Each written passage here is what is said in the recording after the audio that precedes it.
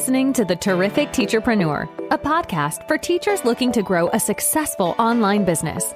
Your host, Alex, was able to transform her Teachers Pay Teachers store from a small side hustle into a profitable full-time business. She now helps other teachers do the same. Listen along for actionable tips and helpful wisdom about business and marketing as a teacherpreneur. Here's your host, Alex. Hello, welcome to the Terrific Teacherpreneur podcast. Today on the show, I'm going to be chatting to my guest, Maddy Fry, and we're going to be talking about mindset, juggling multiple businesses, being a VA, like loads of different things. I think you're really going to enjoy this episode. As I was chatting with Maddy and recording it, I just found myself feeling really motivated. She would be a great motivational speaker. She's very inspiring and she gives some really good tips. And I just really enjoyed chatting to her. So I actually really think you're going to like this episode. So tune in. Let's meet Maddy. Hey, Maddy, welcome to the podcast. I'm so glad that you were able to join us. How are you today? I am so good. Thank you so much for having me. I'm excited to be here. Excited to have you here too. So the first thing I wanted to ask you was just like a little bit of an intro, a few intro questions about you. So first up, it'd be good if you could just tell us about you, kind of more as a person or like background education or just like that kind of stuff. And then I'll talk a little bit with you about stores and businesses and all that too. But yeah, let's just like first introduce yourself to my listeners. That would be great. Yeah. So my name is Maddy Fry. If you don't know who I am, you can find me on Instagram. My handle is @living, the letter N, sunshine. And I am 27. I live in Texas currently in the United States. I have way too many dogs. I'm a dog mom to 5 dogs. Yes. 1, 2, 3, 4, 5. I do not have any kids though. So that's kind of like the trade-off. I'm currently in the season of life where I'm not ready for kids, but you could throw me another dog and I would be okay. So I live with my husband. What else? We're currently in the middle of a move, which is crazy to be doing at the end of the year with holidays and seasonal stuff and business work, all that kind of end of year craziness. And yeah, I do a lot of work for myself. I do a lot of stuff on the outside. I like to go for walks and watch TV, watch the same show. I'm a chronic, perpetual repeater of the same Netflix show every 3 months. Like I watch the same things on repeat, drives my husband nuts. But yeah, that's a little bit about me. I'm just doing a lot of stuff. That's awesome. It's nice to have, I've been really trying with the podcast to have a little bit more of hearing people's stories and learning a bit about them, because it's really nice to hear other people's experiences, how they run their business, but also just who knows, we want to know what people's lives are like. Yeah, totally. I can't even imagine 5 dogs. Cannot even imagine. Neither can I. And I live it every single day. Like it sounds like a really great idea. And then you have 5 dogs and you're like, this is not a great idea at all. It's the outnumbering that scares me. But yeah. Oh yeah. Yeah. So the next question I have, so just it'd be great if we could hear a little bit of your story in the business sense. So tell us about, discovering TPT, your VA business, just like your whole journey with all this stuff in the entrepreneur space. We would love to hear how it all started and began and everything. Yeah. So something that I think is really important to know is I am the daughter of an entrepreneur. My dad has started multiple businesses. I grew up watching him start businesses and sell businesses and start companies and grow them and all of this stuff. So the whole entrepreneurial spirit is like kind of in my DNA. It's just part of who I am. And I've always been the kind of person to, if I can't find it, I will create it. And I've never been afraid of hard work. I started working. I was just having this conversation. I started my first job when I was 12 as a babysitter. And so I'm 27 now. So I've pretty much been working the last 15 years doing different types of jobs. But now in the current season, I am the proud owner of 2 different businesses that kind of incorporate a lot of different little things. So my one business is my business, Living in Sunshine. And that is kind of a community-based women's support space. Really, I kind of help women figure out what they're doing, their purpose. I help them sort of take their big dream or big goal from step 1 to step, finish line. And then outside of that, which that incorporates a podcast and a community and courses and an email list, all these different things. I also have a VA business, a virtual assistant business, where I support TPT authors.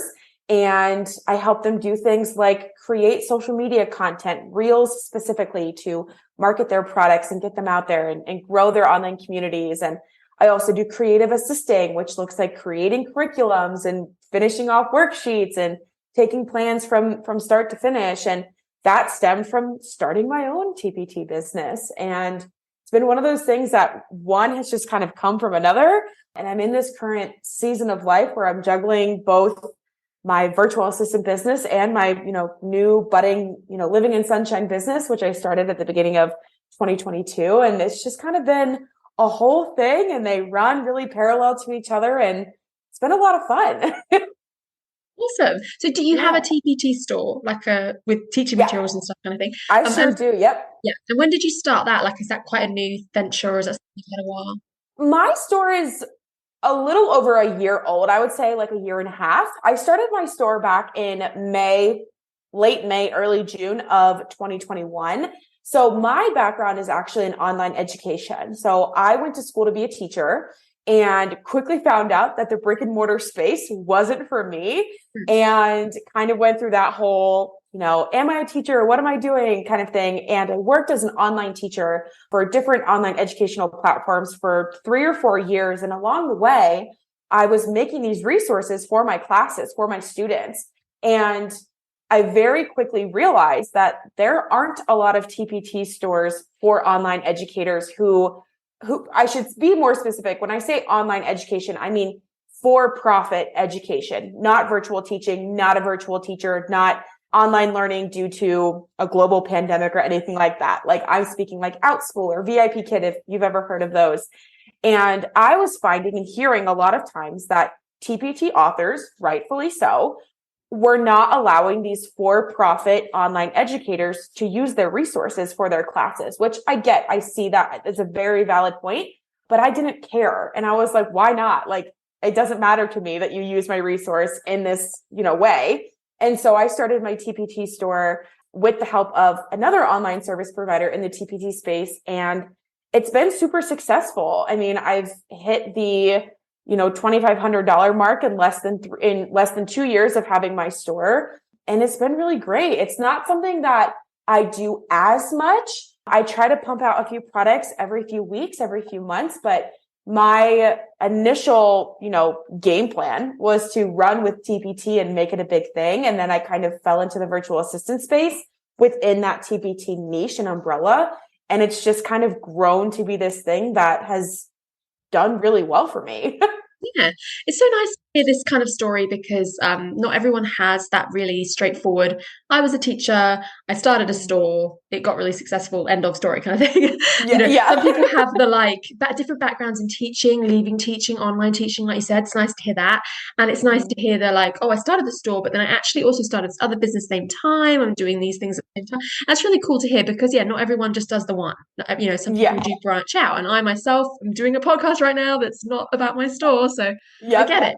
And that's actually like something I would love to chat about. I think that's my next question for you. Do you have any tips for balancing more than one business? So, how to run a successful TPT store on a more kind of part-time basis while also trying to balance that with, other passions and goals and things you've got going on. Tell us about that. Oh my gosh, I could go on about this forever because I have been in that season of growing multiple things for such a long time. My biggest tip is to really get clear on what is a priority to you, because what's a priority is what will get done. And if you aren't super clear and if you don't have that clarity on what is a priority to you, it's going to be really challenging to grow anything, because what happens is when we aren't super clear on what is important to us and what's a priority, we get really overwhelmed looking at all of the things that we need to do. So let's use me as an example, right? I have my TPT store. I have a podcast and a community and a virtual assistant business that I support multiple people doing their own businesses. And I have my own business that I want to grow, right? How do I know how to balance those things? For me, it took me sitting down and asking myself, which of these things do you want to grow the most? And which one of these things do you want to focus on now? And what happens is we kind of can get stuck in two different places, right? One is that we don't have that clarity, that clear priority list, and then we get super overwhelmed and we do nothing, right? Or we tell ourselves that everything is a priority and we try to do everything because we lose focus on my favorite word, which is yet, right? I really want to start an email list. I just don't have the time for it yet. I really want to start a podcast because I'm super, passionate about teaching ESL teachers how to better service their English language learning students, right? I just don't have the mental capacity or the bandwidth to do that yet. And I think that we start with getting clear on what our priorities are. And then we need to be sure that once we know what our priorities are, if all these other things, these maybe different businesses or different ideas or things that we want to do to supplement our TPT business or any business, right? Like a podcast or an email list or a YouTube channel. We need to remind ourselves that those supplemental things matter to us. We just don't need to say yes to them yet. And yet, in my opinion, is that open door of leaving that space open for doing that down the line. Maybe when you have help, or maybe when you have a kiddo who's going into kindergarten in the fall, and like once your kid gets off to school, you'll have more time because you won't have a kiddo coming up to you every 5 minutes asking you for something. Or you are in a season of life where you're like me and you're trying to run multiple businesses and move across the country. You just don't have the space for it yet. So it's really important. That's always my number one starting spot, is to ask yourself, which of these things on my plate is a priority, and how do I need to prioritize those things now? And which of my things can fall in my yet category to do and explore later when I have more space, or when my current brand new business idea or thought is well established, right? When I have that thing and it's sustainable and it's something that I can make space for this other thing. That's always my number one tip.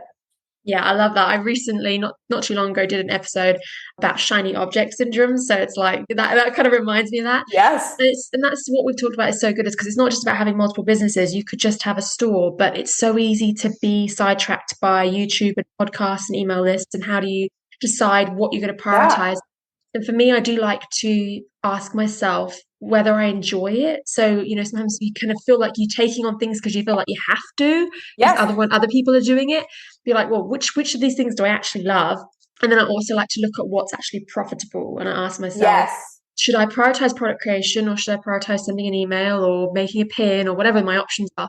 And I look at what actually brings me money, because, it's so easy to get sidetracked by things that don't. Yeah. And that's something I talk about with my clients all the time, is they'll come to me and they'll be like, oh my gosh, so-and-so started a YouTube channel and it's generating all of this money for her. Should I do it too? Can we start that? And I'm like, whoa. Hold on. That's really exciting for them. But how much money have they invested into that YouTube channel? Do they have someone who does that for them? How long have they been doing that YouTube channel? I think the other thing that we get caught up in so easily, and I'm, I'm not special, and this happens to me all the time. We see someone's chapter 10 and how successful they're doing in chapter 10, that we expect in our page 1 that we're going to have that same, success right away. And we sometimes get, like you said, get excited about that new shiny object and how it's doing so well for that person. But we fail to process and reflect on the fact that they've been doing that thing for 12 months or 18 months, or they've hired an expert and they've invested a lot of money to see the success that they're seeing. And it kind of clouds our mind in terms of what we should be prioritizing on, for sure. Yeah, there's not a lot of transparency. I mean, obviously on podcasts like this, I do talk about my business and stuff, but from what you read in like a Facebook group or you see on Instagram, there's not a lot of transparency. You don't really know how someone else's business is running. So, you can assume that they've started a YouTube channel, whatever it is, and they found the success really quickly, but that might not be true for you, because you might have a completely different amount of time to dedicate. That they might have no kids and you have kids, or you're a full-time teacher and they're not, or mostly the VA thing, they could have a big team supporting them, so it's easy for them to do all the things or to do all the things well. And we put these high expectations on ourselves that we can manage too much when we can't, and then we feel really awful when we feel like a failure because we can't. But we put high expectations. It's definitely normal. 100%. And we also have to keep in mind, what works really well for that person's audience might not be the same for your audience. I mean, I see this all the time in my Reels clients who I support. I have one client whose audience on social media is very much, and I'm sure that you know this, and anyone who's been in the online teacher or TPT space, I should be specific, knows exactly what I'm about to say, but like her audience is very much into the pretty pictures and the pretty products and the stage photos. And they love that, right? Like the early 2010s, like Instagram feed, her people love that because that's her audience. But I have a different client who, when we try to post that same type of content that does really well and generates a lot of sales for that person, it gets like 10 likes. And they're like, what is this? I don't care about that. Like, I want to see you. I'm here for you, because they're different audiences. And so it's always really important to always ask yourself, is what this teacher is doing, this seller is doing, working for them because of their audience? Will my audience respond to it the same way? And sometimes that takes trial and error to figure out. And sometimes you'll just know, like, my people are not going to like that.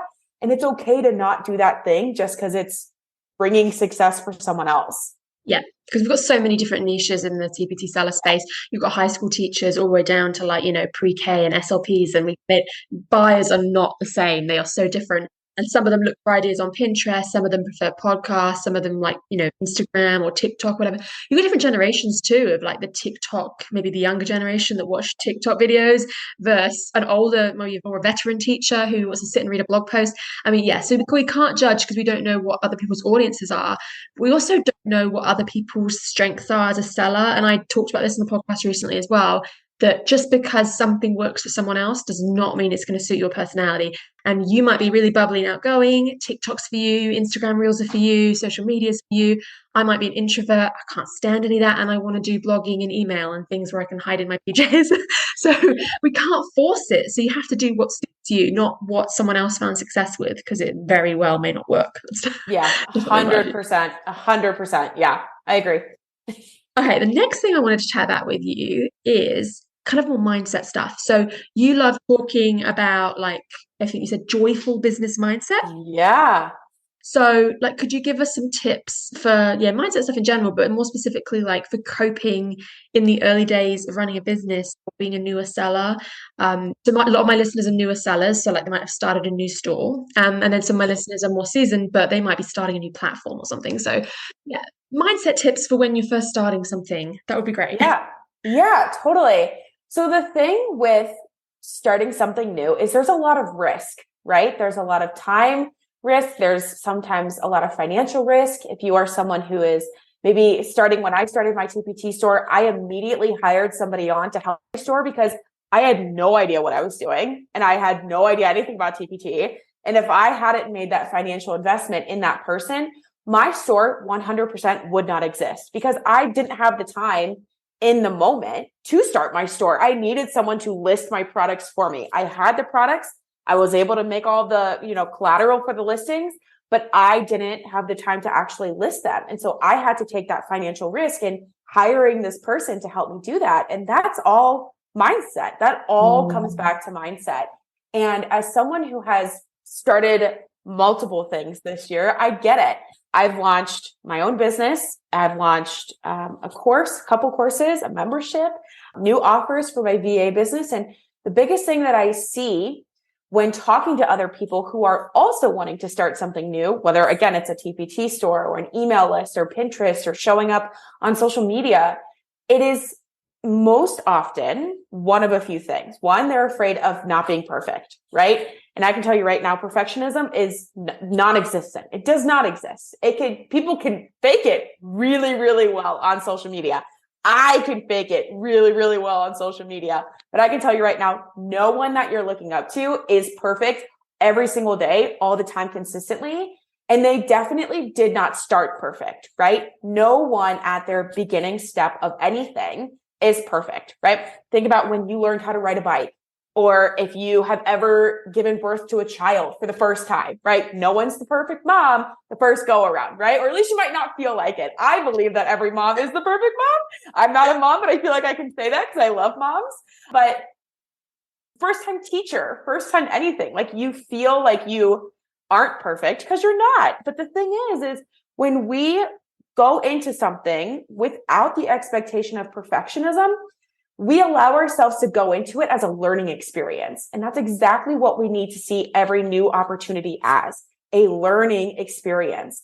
And when you flip that switch in your mindset to be, oh my gosh, this has to be perfect the first time. Oh my gosh, it absolutely has to be beautiful and wonderful. And I need to sell 100 products in my first month of, being in my store. It needs to be wonderful. When we flip it from all of those things to, I'm going to go into this and have the best time that I can and use it as a learning experience, you will have way more fun because you won't be judging yourself. You won't be criticizing yourself as much. I believe that there needs to be a little ounce of criticism in order to grow, right? Giving yourself feedback and reflection, collecting data points, all of these things.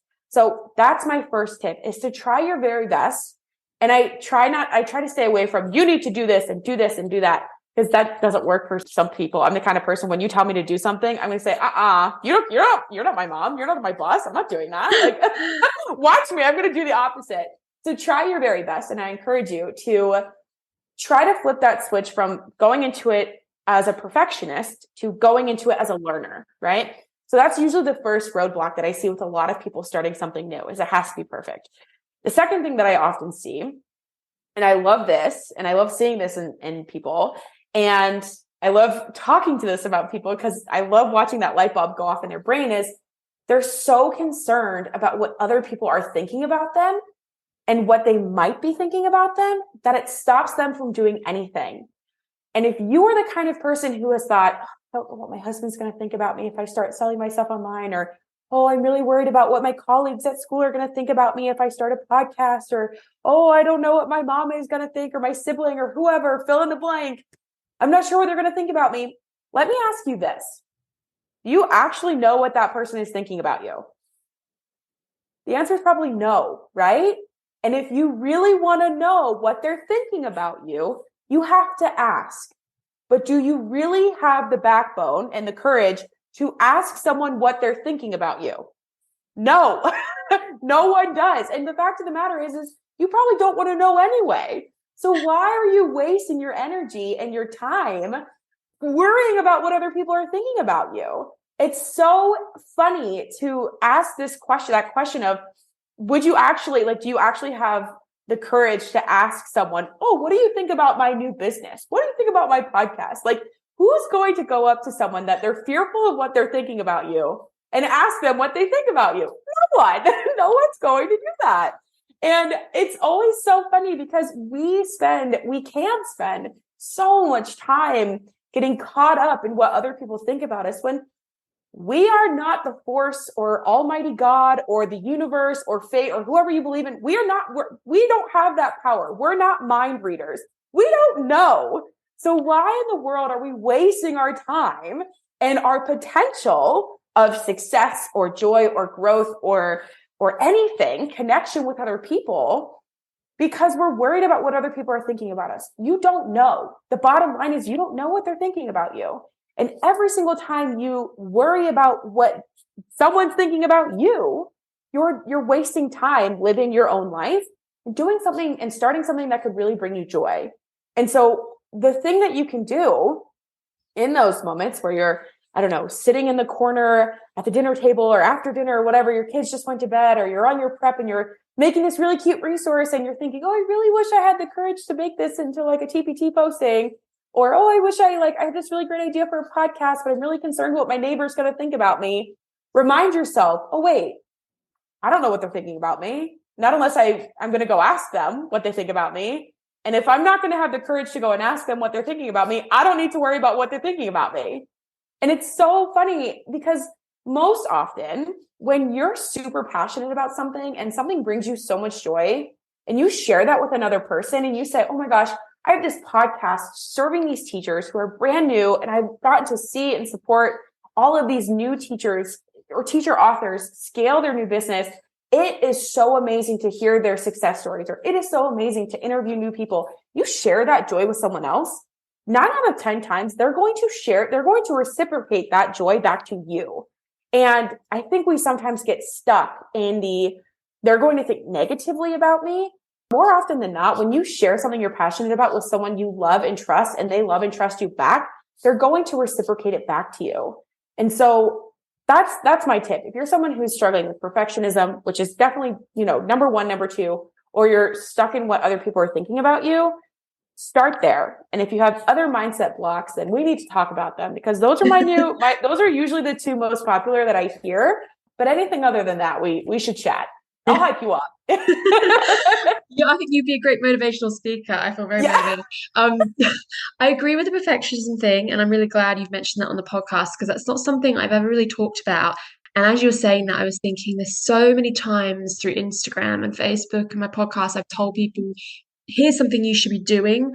And I very rarely, and I should be saying, well, sometimes it's okay for you not to be doing that, and you don't have to do everything. It doesn't have to be perfect. And I need to talk about that more, because I myself contribute to that pressure that we were putting on ourselves.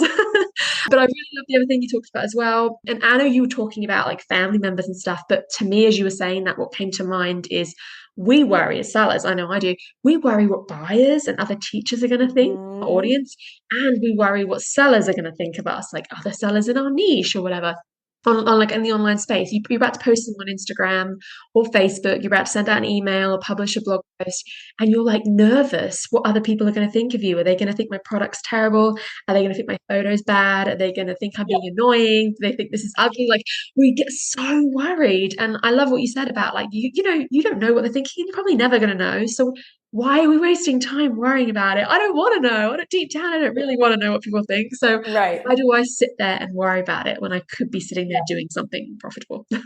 Yeah. And something that I just want to say to sort of tie this up, and it's a really great reminder, no matter what you're doing, whether it's business or personal or relationship or whatever, here's the thing that we always need to remind ourselves is you can never say or do or create the right thing for the wrong person. And you can never say the wrong thing to the right person. Your people who love and know and trust you will love and know and trust whatever you put out, right? And same with whether they're a buyer or a seller, right? The right people will look at your stuff, your content, your supplementals, right? And by supplementals, I mean YouTube, podcast, email, whatever, blog, Pinterest, whatever. The right people will love every single thing that you put out. And the wrong people will hate every single thing that you put out. And the fact of the matter is the wrong people aren't your people. You don't want them in your space. You don't want them on your email list or following you on Pinterest or buying your stuff or watching your YouTube videos, right? Like, you don't want them there anyway. Goodbye. See you later. Like, I don't need you in my space. I have all these people who love me and trust me and know me. I'm going to focus on them. I'm not going to focus on you. And I know it's so easy to get caught up. I've had this happen to people before, you know, especially online. People are so fast to be keyboard warriors, right? To comment or leave a nasty review or send you a mean email. Goodbye. Like, you have so many deeper issues than leaving a bad review on my product. See you later. Like, I don't have time for this. If it's my fault, I will own up to that. Sure, I will correct my issue.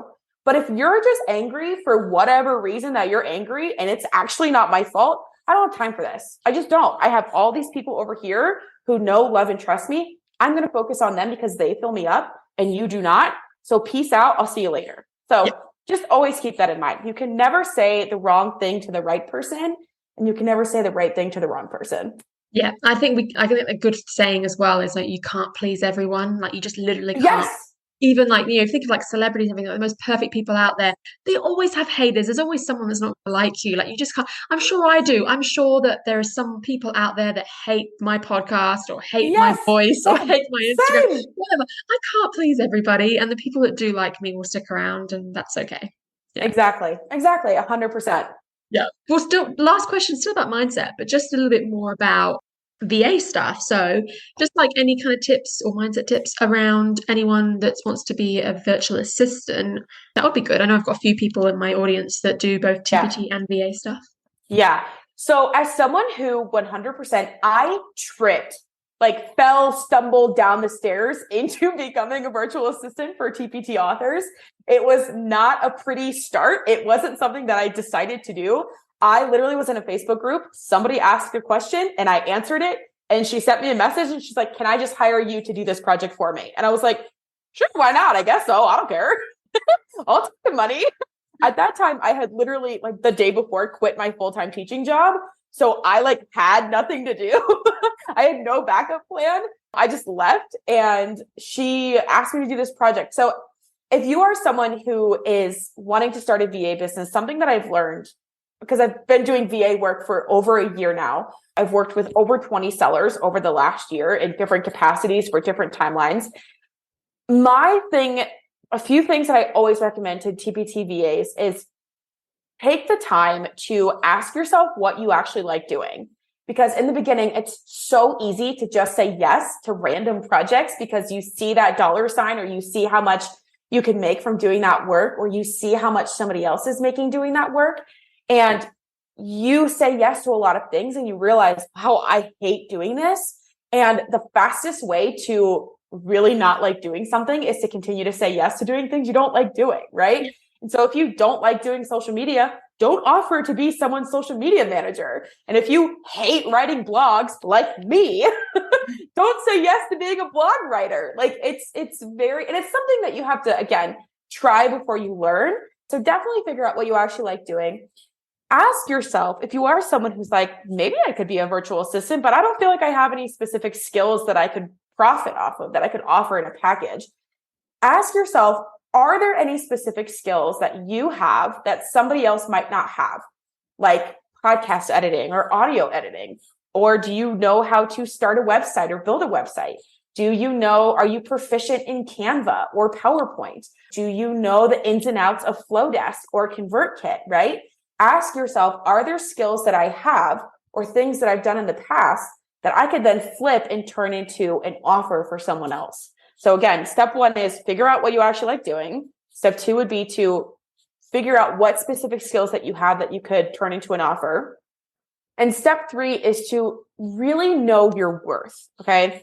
And I say this because I would not call myself a seasoned virtual assistant at all, but I've been doing this for long enough now to sort of see what works and what doesn't. Is just because you're new doesn't mean you can't charge for your time.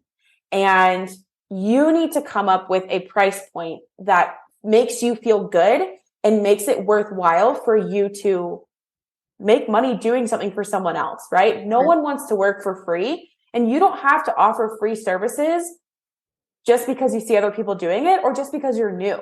I did not do that. And I got clients within my first 6 weeks of putting out my offers. That's because it shows that you have that, that backup and that confidence to say, I'm knowledgeable in XYZ thing, and I'm going to charge for that. Okay. Now, let's say you're struggling with the whole mindset aspect of starting that business or finding clients or, charging for the first time, asking for money for the first time. Those are all big blocks for people. My recommendation for you is to fake it until you make it. Honestly, like no one starts knowing what they're doing. No celebrity or engineer or famous person in history knew what they were doing, right? Before they just did it. And it's okay to fake it until you make it. And you have to keep in mind that the virtual assistant business especially is about being scrappy. It's about being willing to take direction and learn as you go. Ask the right questions when you need to be asking them, but also be willing to figure it out as you go. A lot of TPT authors I have found don't have the time, nor do they really want to have to hold your hand from step one to step finish, right? They want to be able to say, I have this, I need this to go on Pinterest, or I need this podcast edited, or I need this resource created. Ready, set, go. And if you are someone who can take direction that way and run with it, and again, I'm not saying don't ask questions. Ask the right questions at the right time and then figure it out as you go. That will get you really, really, really far. And just keep that in mind. It's okay to be a newbie. It's okay to not have all the answers.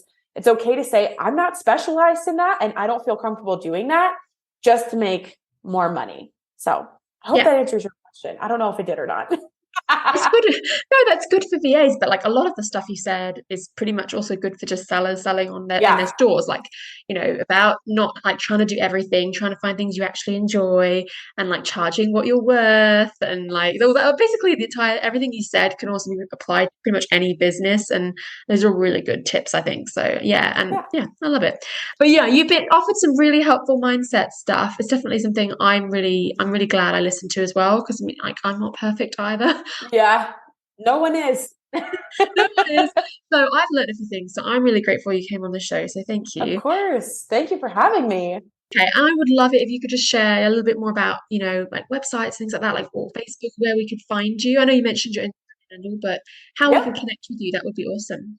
Yeah. So again, you can connect with me on Instagram. I'm not on TikTok. I know that that's crazy to hear a sub 30-year-old person say they're not on TikTok, but I'm not on TikTok. I hate TikTok personally, but I am on Instagram all the time, every day. My handle is @living, the letter N, sunshine. So living in sunshine. My website is the same, livingинsunshine.com. You can find everything from there. I do a whole bunch of different stuff, like I've mentioned, but always happy to connect. If you're listening to this episode, send me a message, send me an Instagram message. Let me know that you're listening and connect with me there for sure.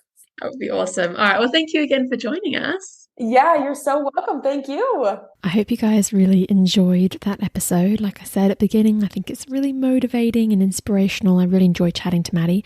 Be sure to check her out on Instagram. And if you enjoyed this episode or you've just been enjoying the podcast in general, it's always great if you could let me know, whether that's leaving a review on your preferred podcast listening platform or sending me a message on Instagram or Facebook or something. Like, I always love to hear whether you're enjoying the show, but specifically like what episodes you like and what you want to hear more of. That's always really, really great. So yeah, definitely keep in touch. I hope you have a terrific day. Thank you for listening to this episode of the Terrific Teacherpreneur. If you're enjoying the show, please feel free to rate, subscribe, and review on your preferred podcast listening platform. We really appreciate that effort. Come back for more actionable tips and helpful wisdom in the next episode with your host, Alex. Until then.